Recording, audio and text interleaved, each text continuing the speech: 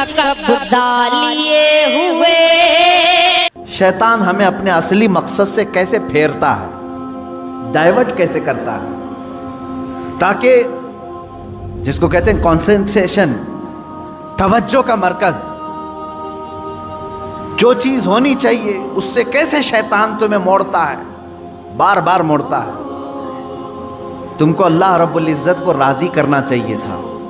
तुम निकले अपने घर से कि मैं अपने रब को राजी करने के लिए चल रहा हूं। दरमियान में तुम्हें कोई दोस्त मिला, उसने ये बताया कि फलां दोस्त तो तुझसे बहुत नाराज है, पता नहीं कल तूने उसको कुछ कर दिया था क्या, तूने कुछ किया था, तुम्हारे दिल में उस दोस्त की नाराजगी की बात आई, सोचा कि उसको मना लेता हूं किसी तरह, या झगड़ा कर लें या कुछ भी। बीच में जो दोस्त तुम्हें बताने के लिए आया था वो शैतान था। जब तुम्हें अल्लाह को तुम राजी करने निकले थे, उसने तुम्हारा दिमाग डाइवर्ट कर दिया एक इंसान की तरफ।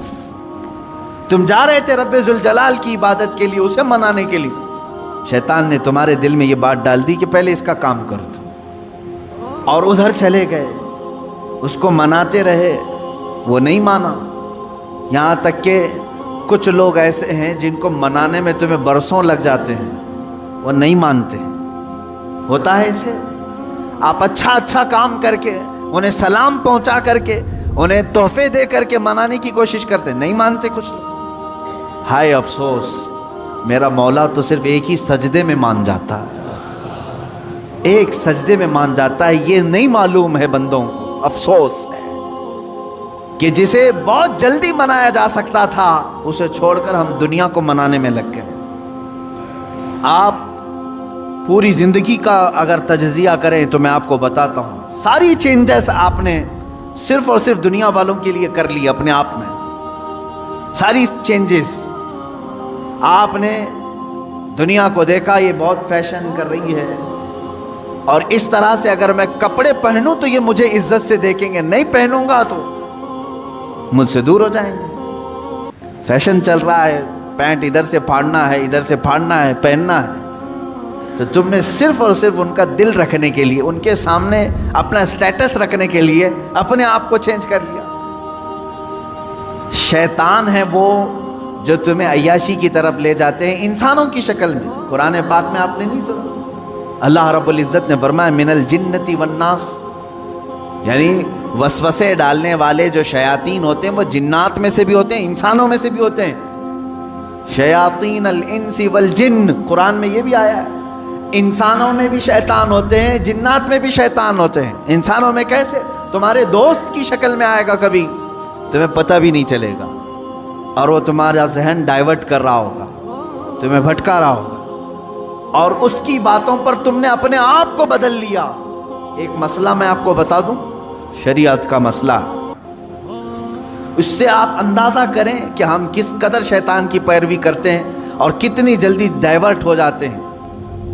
हमें मनाना चाहिए था अल्लाह को, क्योंकि वही हमारी मंजिल है, वही हमारा मकसूद है, लेकिन हर दिन हर लम्हे हम डाइवर्ट होते जाते हैं। अब मसला जो मैं बता रहा था वो ये है, दो मसले मैं बताता हूँ, एक नमाज का, एक वज़ू का है।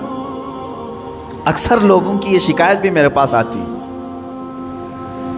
इस्तिंजा करके आए, पेशाब करके बाहर आए, वज़ू करने के लिए बैठे तो ऐसा लग रहा है कि कतरा टपक रहा है, या पेशाब का कतरा फिर से निकल गया।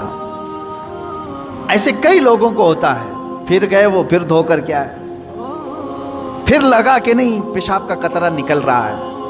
ये इत्मीनान नहीं होता कुछ लोग। हालांकि इस्तिंजा करें आप, पूरा उसमें इस्तिबरा है, यानी खांस करके हो या उठ करके, बैठ करके, पैर को मोड़ के किसी भी तरह से आखिरी कतरा निकाल दें, ये ठीक है। लेकिन उसके बाद आप वज़ू करने के लिए आए, तब ये वसवसा आ रहा है, पेशाब का कतरा निकला, पेशाब का कतरा निकला। अब क्या हुक्म क्या है आपके लिए? एक नंबर 1 ये वज़ू का मसला, इसका भी हुक्म मैं बताऊं। दूसरा मसला सुन ले, नमाज 4 रकात ज़ोहर की पढ़ने के लिए खड़े थे, या 4 रकात असर या इशा की, 2 रकात पढ़े, तीसरी रकात में खड़े हुए थे। अब शक होने लगा कि दूसरी है कि तीसरी है। तीसरी में खड़े थे, ये शक होने लगा ये चौथी होगी कि तीसरी होगी। ऐसा होता है बहुत सारे लोग। नमाज का एक मसला ये है, आप वजू का है, दोनों का हुक्म क्या है इससे मैं आपको अपनी जिंदगी के मुतालिक बताऊंगा। पहला वाला जो मसला है पेशाब के कतरे का, पहली मर्तबा ऐसा कभी हुआ है तो जाओ धुल लो। एक बार ऐसा हुआ कि पेशाब का कतरा टपका है या लग रहा है, जाओ धुल के आ जाओ। फिर एक मर्तबा ऐसा हुआ है कि वजू करने बैठा हूं, ऐसा लगा कि पेशाब का कतरा टपक गया, जाओ धुल के आओ और उतना हिस्सा जहां कपड़े में लगा उसको भी धुल लो। तीसरी मर्तबा भी ऐसा हुआ है, धुल लो। अब उसके बाद शरीयत कहती है अब नहीं जाना इसके बाद। अब वजू के लिए अगर बैठोगे, तुम्हें लग रहा है कि पेशाब के कतरे टपक रहे हैं, टपकने दो।